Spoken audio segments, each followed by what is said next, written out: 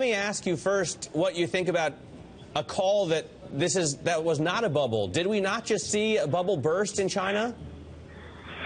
Well, let me take that one in the following way. If we really want to see the stock market in China to go all the way to what I've just heard, which really shocked me, we would need to see a new monster, meaning a new huge fiscal stimulus package as in 2008 and 2009, coming all the way forward immediately. That's the only thing that could make it.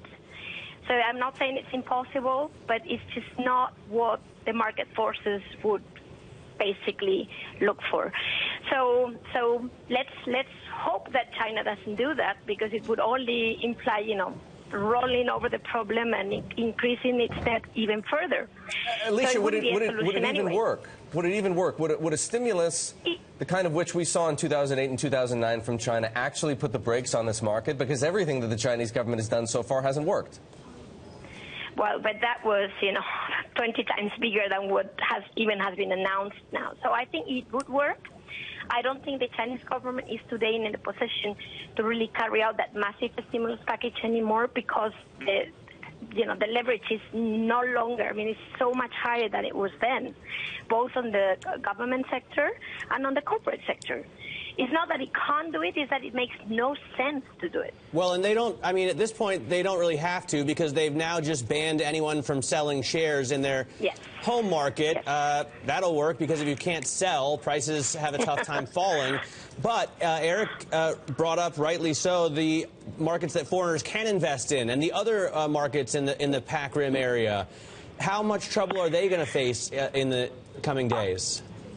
Absolutely. This is going to, go like fire everywhere else, and we're seeing it already in most markets. But let me tell you, of course you can't have stocks falling if you stop everybody. The estimate is like 70% of stock markets in China are banned.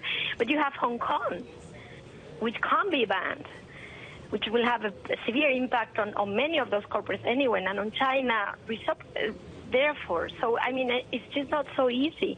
The other thing is that these corporates that are no longer in the stock market need funding. Well, so, it'll have to go I guess all the the way effect is, to their banks again. If you have to get cash, you have to sell assets, and you can't sell your stocks, you're going to sell everything else that's not tied down, right? Correct.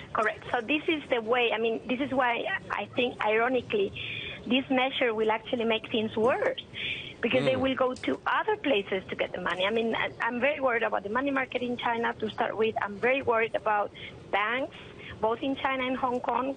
Hong Kong banks have been major lenders to Chinese corporates.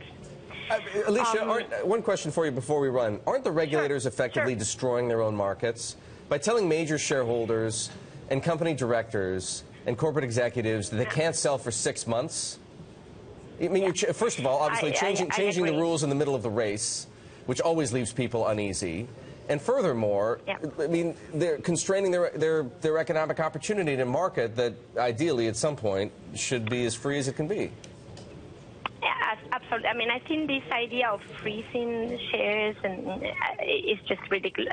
They had other options which they announced in terms of also strong options and very, against market freedom and so, but still, they would have made more sense, such as intervening in the market directly through the brokerages. Just